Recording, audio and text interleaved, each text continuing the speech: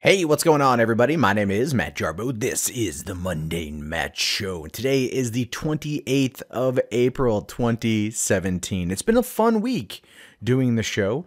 I've been trying my hand at doing multiple stories per day, realizing sometimes that I can do too many, as evidenced by the 6 I covered the other day. I thought that was just way too much, and that's what I heard from some people as well. It was just too long of a show. 40 minutes almost, so we're going to try to keep it a little bit more truncated this time around. And for those of you out there who like my sweet, sweet Kevin Smith look-alike face, don't worry. I'm in my new office. I'm ready to go. I'm getting everything situated to bring the glorious face cam back. So, nothing to worry about there, but got a selection of stories for you today that I think are going to titillate, tantalize, and stimulate the senses. At least that's what I'd like to think. Otherwise, I think they're just going to be fun for you to digest and have some good talking points with your homies over beer or video games this weekend. So without further ado, let's jump right into it. And first up today, we're going to be talking about the dangerous faggot himself, Milo Yiannopolous. Now, this dude you thought was down and out. And for all intents and purposes, he probably was, given everything that happened with the left-wing smear campaign against him. That worked, unfortunately. Took his words out of context and really tried to vilify him in not the way that he generally tends to operate. So it didn't work out in his favor there. But Milo apparently is back with a new venture. This time it's going to be called Milo Incorporated, or just Milo Inc. for short. And this particular venture is described, and I'm not kidding you here, it's described as corporatized trolling via live entertainment, with Yiannopolous and his investors hosting events featuring right-wing talent. Now, according to Yiannopolous, he has raised approximately $12 million in funding in order to put together Milo Incorporated, which will be based out of Miami, Florida, with a staff of about 30 people. Milo himself says that the business of Madonna became touring. I'm going to be doing the same thing, but instead of signing up with Live Nation, I'm building one. I'm building it for libertarian and conservative comedians, writers, stand-up comics, intellectuals, you name it. And that actually really intrigues me as a person who, while still identifies as, like, I guess you could say a classic liberal, I find the idea of bringing in libertarians and conservative writers and comedians and everything else into one space to be fascinating. Far too long have these endeavors been basically just completely owned by the left. And now we're going to see a right-wing version of this coming out. And it's one that I do believe is desperately needed, because as much as I enjoy John Oliver and Trevor Noah and Stephen Colbert and Seth Meyers, I do think they need a little bit of competition in that marketplace. There needs to be a good conservative comedian that is able to espouse their points and criticisms and not have it come across as overtly over the top or pandering, which is what I feel a lot of the times happens. Like, Steven Crowder is a person who I think would probably best fit the description of a conservative comedian, but he ultimately, in my opinion, is not very funny. And a lot of that has to do with his delivery on the jokes, and what he thinks is funny is not what maybe a lot of other people think is funny, but that is just my take on that. Now, Milo did say that this particular venture would be dedicated to making the lives of journalists, professors, politicians, feminists, Black Lives Matter activists, and other professional victims a living hell. And again, that is something that I'm relatively on board with, because we happen to reward victimhood in this country more than almost anything else. We reward it when we shouldn't. We reward it when it's not needed, and we reward it because somebody out there will basically call us bigoted or discriminatory if we don't. If you question anything, you're treated as the bad guy. Listening and believing is the rule of the land when it comes to the left, and I, for one, would love to see a little bit of, well, IRL shitposting that can, maybe ruffle a few feathers and hopefully, if anything, get a dialogue going. But look, I'm not going to sit here and try to act like Milo isn't going to be professionally provocative to the point of maybe destroying his entire brand again, just in order to get an edge. Milo is definitely that type of guy. He would burn it down, I think, probably before ultimately selling it short. And we'll have to wait to see what happens with this. But what they're going to be doing is they're going to be hosting a week-long celebration of free speech near UC Berkeley, which is basically at this point the epicenter of the battle of free speech in the Western world, is that campus. After the week, it will culminate in Milo's bestowing of something called the Mario Savio Award for free speech. And basically, the free speech movement in the 1960s was in part led by Mario Savio, and his son heard about this and responded by saying that it's some kind of sick joke to give an award like this to somebody else. And I don't think that it is. I think battling for free speech even means championing for speech you disagree with. Calling someone trying to champion for unfettered free speech a sick joke, I think, is a problem. Even if it's Milo, you have to look past the facade, the performance, the bravado, the machismo, if you will, of Milo, I think, to fully get what he's trying to do. That being said, anything could happen with this. It could blow up in his face. It could work out really well. But at this point, he is going to be taking on Breitbart. He's going to be taking on Fox News. He's going to be taking on all of the right-wing outlets that are probably going to do everything they can to destroy him from getting the upper hand against them. And one thing Milo knows is how to invigorate and bring together young people who want to hear him talk and people like him talk. And that can have some serious effect on the established media. So if they start making a play for Milo, we're pretty much going to know why. You know, something is effective when people try to shut it down, right? You can always tell that the message of something is effective when that goes on. And that's what's happening in Canada. In Edmonton, Alberta, at the St. Vincent Elementary School, where administrators sent a message to the parents of sixth graders, letting them know that the students were prohibited from talking about the television show 13 Reasons Why. Now, if you're unfamiliar with that show, it's a recent Netflix original series all about suicide, dealing with suicide, talking about suicide, so on and so forth. Some people have viewed it as being an open discussion on suicide, or fostering some kind of discussion about suicide, hopefully leading people to express themselves when they're feeling down and hopefully not go down the path that you can never return from. Other people have said that it glorifies suicide to the point of making it fashionable and trendy simply because it's a popular TV show. And, you know, I'm definitely in line with the former rather than the latter, but you cannot deny that young people are influenced by media. We always have been. And as a result of that, I can understand the arguments set forth by the people of the latter that are trying to talk about it glorifying suicide. For the sake of full disclosure, I haven't seen the show yet, but my younger sister has, and a couple of my older friends have, and they all speak very highly of it as a way to draw attention to the issue without horrifically glorifying it. But this is what the school says in a message. They says, "The discussion that is unfolding at school is troubling. The series is rated mature, and the theme is the suicide of a high school student. The show includes graphic violence, rape, and gore, profanity, alcohol, drugs, smoking, and frightening/intense scenes. The purpose of the email is to provide you with this information. Please let your child know that the discussion of 13 Reasons Why is not permitted at school due to the disturbing subject matter." Okay.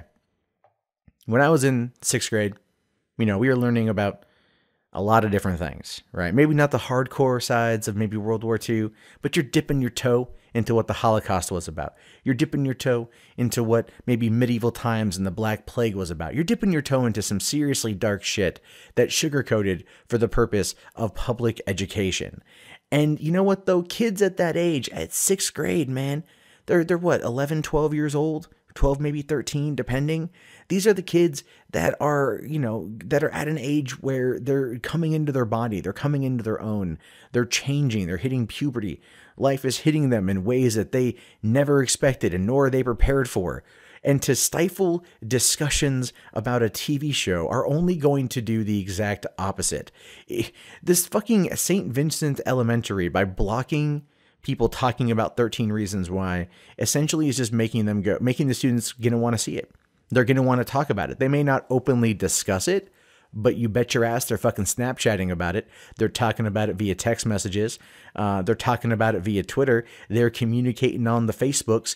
The kids are going to talk about these things because when you start taking it away from them or telling them that it's wrong, you prohibit them from doing it. It just becomes all more tantalizing and titillating to talk about.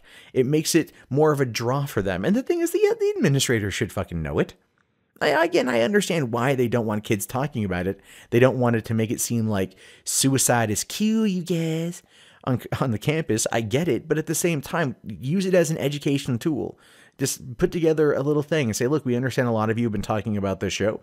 We understand that a lot of you out there probably have thoughts and concerns or questions or anything else about this particular show and the subject material. You're watching it on your own time in your own home where our fucking rule doesn't extend. And maybe we have some guidance counselors available for you if you want to talk. But letting them know that always the dialogue is available to them. Letting them know that they have someone to talk to will allow them to express themselves in a way that is outward bound instead of inward seeking. And that is going to definitely prevent more suicides than not. So the fact that this school is trying to block discussion is utterly ludicrous. Even the Hamilton Wentworth District School Board took it a little step further, and on their official website they said the show was guilty of glamorization of suicidal behavior and depicting negative portrayals of helping professionals.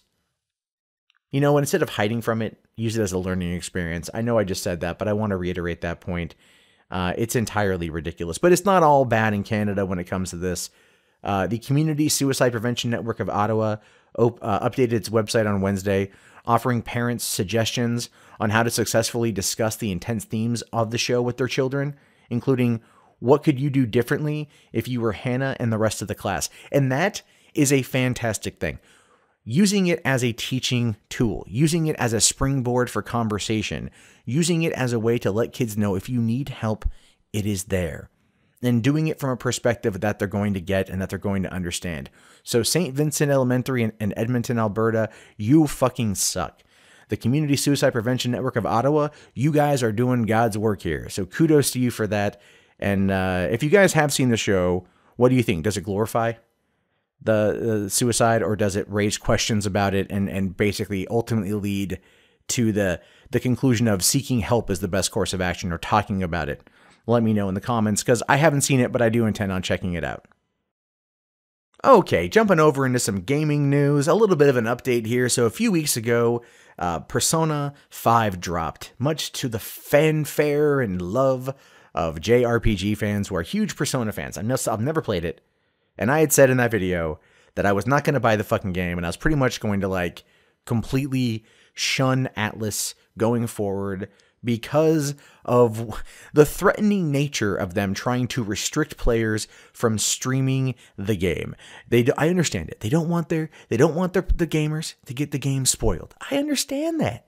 But at the same time, fuck you, don't tell me what to do. You're not my father, motherfucker. And I got mad. I'm still a little bit mad about that, right? Some people didn't understand where I was coming from. They thought I was being a little bit too hyperbolic and too much rhetoric when I was saying, like, I'm just not going to fucking buy any more of their games. And the truth is, I don't feel bad about it. I don't feel bad one bit. Reason being, because I probably wasn't going to get it in the first place. And two, it was very much threatening someone's YouTube channel. And I do not take that lightly, period, at all. However, I'm not the only one who was upset. A number of other people were really upset about this, and Atlus has decided to revise their statements, and they said this: when Persona 5 launched, we put out a set of video/streaming guidelines we hoped would limit online spoilers for fans who have yet to play the game.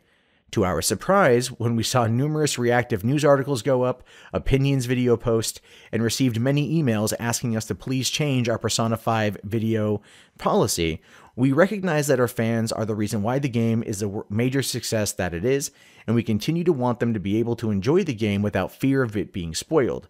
However, we also heard your issues with the guidelines and have decided to revise them, because we want to give players the most access to the game while respecting the original goal.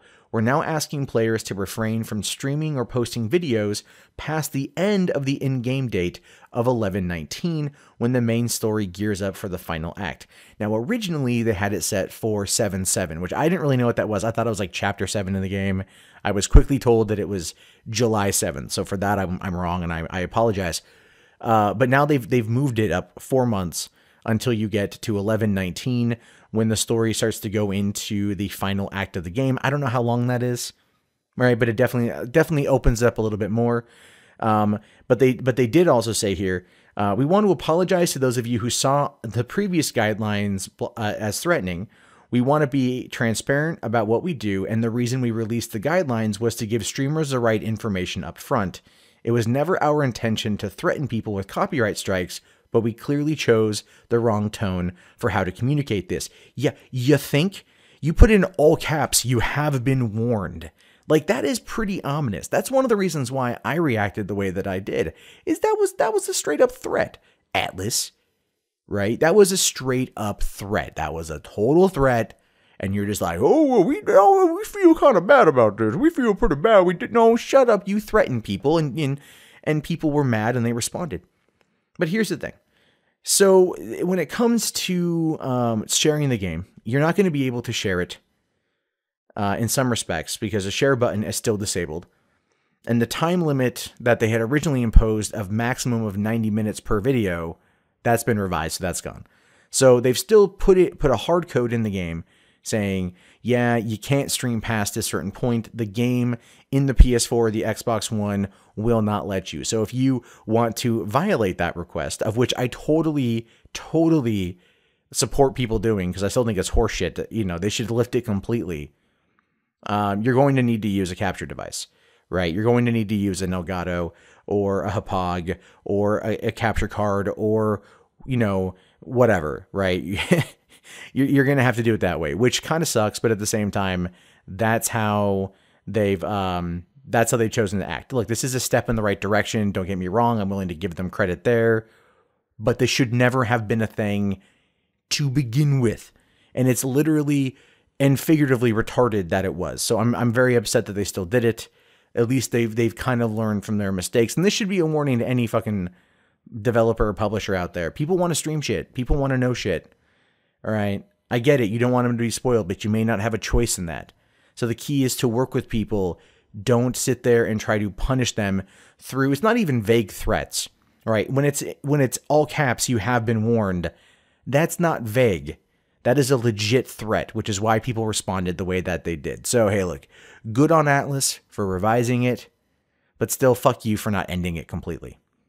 Okay, one more story about video games that should get you a little bit mad, right? A little bit mad as well as the last story, but I would say this is far stupider than the last one here. So, Tekken 7 comes out here pretty soon, and there's going to be a long-standing character that's removed from the game, and that character is Roger, the boxing kangaroo. Now, Roger's been in the previous installments. He's a fan favorite. People know Roger.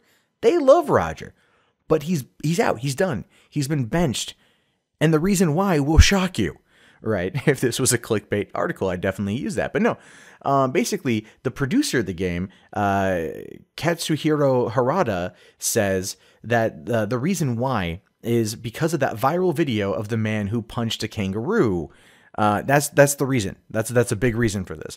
Now, if you never saw that video, it's awesome, right? A kangaroo has got this dude's dog in a headlock, right? The kangaroo's like, say uncle, say uncle. The dog's like, you know, and then the guy runs up and basically kind of throws his hands up and he boxes the kangaroo in the nose, right? Just punches him in the nose and shit. And the video went viral. Right. And basically, Harada was, you know, like, this is a big reason. That's what he says. He says there was a video of a man's dog being headlocked by a kangaroo, and he punched it in the face. It turned into a big problem. People were complaining about him punching a kangaroo, which, yeah, people are going to bitch about anything, right? People are going to bitch about anything, whether it is warranted or not. People who were mad at the dude cold clocking a kangaroo are just stupid. The kangaroo could have killed the dog, you know? I mean, these are probably the people that are like, well, you know, my insurance policy tells me that if a dog runs on the road, I should just speed up. It's actually like better for me to kill the dog than to wreck my car. Like those kind of people, you know, are the ones that are getting mad about this. Now, Harada went on to say that that there are animal activists today. There are more animal activists today than there used to be. He says even though these people may not play Tekken, they would still hear about that, hear about a boxing kangaroo, which is true. That's how kind of the internet, you know, internet spreads media. And then these people would complain about it. So Roger was cut out. So no one was really mad here. No one was upset. No one was complaining. No one went to Bandai Namco and said, or Bandai Namco, sorry, and said, you know, oh well, this kangaroo is a problem because there's a video of a dude punching a kangaroo in real life. But clearly, this is going to be a problem. It wasn't a problem. No one cared, but that didn't stop them from pulling it. Now, the game still features an animal, right? It's Kuma the bear, right? And so when asked about, well, why the fuck is a bear okay, but not a punching kangaroo, Harada said, well, you know, a bear is obviously stronger than a human being. Yeah, no shit. Clearly, where I live right now, we have bears, right? So it's like, I already hide my food in the tree. The point is, this is stupid. This is stupid because here's the thing. When asked, well, did PETA contact you, right? No, PETA didn't contact him. But it was all out of the fear of whether or not PETA would contact him. It was over the fear of whether or not online whiny activists would contact them. So Bandai Namco were worried about a potential blowback, so they cut the character out of the game. No one cared. No one cared, but they pulled the character out anyway. And it is just ridiculous that this happened. This is the kind of shit. This is coming out of a Japanese developer, by the way, and we have long said that Japanese developers do not give a shit about the whiny progressive nature of Western activists, right? We all like to say that Japanese developers give no fucks. Their games sell regardless. And it's true. They do.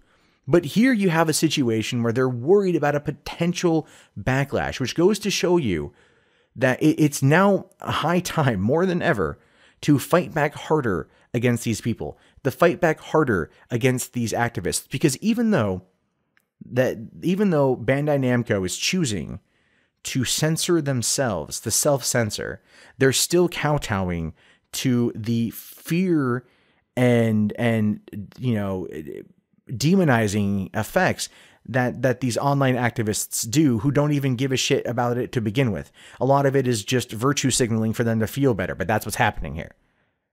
It makes me mad. Is it enough for me to not buy Tekken? Well, I wasn't going to buy Tekken anyway because I don't play the game. No, but it's something that like I would heavily pressure them to reconsider, because when you start to censor yourself, they win. It doesn't matter if they've said anything or not. It doesn't matter if they're even remotely involved or not. If you said anything, if you do anything as a way of not to avoid a potential blowback from these people, they win. They win. And here's the thing. When does it end? When does it end? It doesn't. You've given them an inch. They're coming to raid your castle. That's what they do. The fear has set in. And all you're doing is alienating your player base because you are afraid of some whiny assholes on Twitter who may not be happy with your product. Congrats. You done fucked up. All right, guys. And finally today, I want to do a quick little update about the YouTube Adpocalypse. Yes, it's still very much affecting my channel. I am down 85%. It's insane. But honestly, the people who are supporting via Patreon and Super Chats and the PayPal donations have really helped out this month, and that's awesome. So thank you very much for that. If you want to help out, Patreon is a good way. I'm doing patron-only streams once a month. Just did one last night. It was a good time, but I stream all the time, which is a good way to talk to me directly that way too. However, PewDiePie posted this morning saying, spoke to YouTube about the ad situation, feeling a lot better about it and confident it will improve over time. And following that up with, meanwhile, support your favorite creators in what ways you can. That's all he said about this. But when you have the largest player in the game coming out and saying that he spoke to YouTube about the situation and he's feeling better and confident that it will improve over time is definitely a little comforting. All right, I was looking at my analytics yesterday and I'm like, oh my God, like, you know, I'm not trying to be like completely dark and twisted about this, but I made a joke to my friend a few weeks ago when it started first hitting, saying, I now fully understand why people committed suicide when the stock market crashed. Like, you look at everything you've built, watch it just go away in terms of monetary value. It can leave you with that feeling of despair and like not knowing what to do to survive. And so I get that. But at the same time, the views on YouTube are still doing well. And there's eyeballs on the screen. So even though the ads are kind of hit or miss these days, people are still watching, which means there's still an option to advertise. And right now, YouTube is giving the advertisers a lot of pull, a lot of power, and they're going to be using that for a while. But things will eventually subside and things will eventually get back to some semblance of normality, even if it's not as it was a couple weeks ago when all this shit went down. Hopefully it will improve sooner rather than later. But as of now, YouTube is probably renegotiating contracts with a number of these companies. And hopefully that will work out for the better, because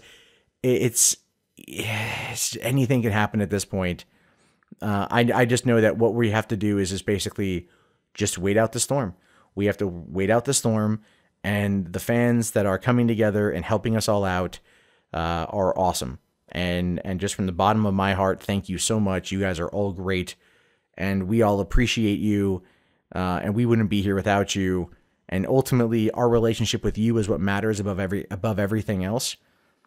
And it's just right now, like for confidence level, a lot of us are just very happy that our audience is still there cheering us on. So that means the world to me, as well as many other people. But I wanted to give you guys this brief little update, because that could also, you know, help other creators that are talking about this and maybe not aware of what PewDiePie tweeted. So there you go on that one. All right, guys, that wraps up this episode of the MundaneMatt Show. It's also the first week of the MundaneMatt Show, so I do want to know your guys' thoughts on this. Did you like the show? You like the format of it? Do you like the multiple stories per day, or do you miss the individual stories? Those could eventually come back, but I like the longer format. It allows me to tackle more in one sitting, and everything else. But I know it's a pivot. I know that a lot of people probably don't know what everything in the video is about, because the thumbnail change and the title change, so on and so forth. But I'm hoping that over time we can develop a cool little thing with this show and take it a lot further. As always, you know, my name is Matt Jarbo, otherwise known as MundaneMatt. I will talk to you guys later. Have yourself a fantastic weekend, and I'll see you guys again on Monday for another exciting episode of the MundaneMatt Show.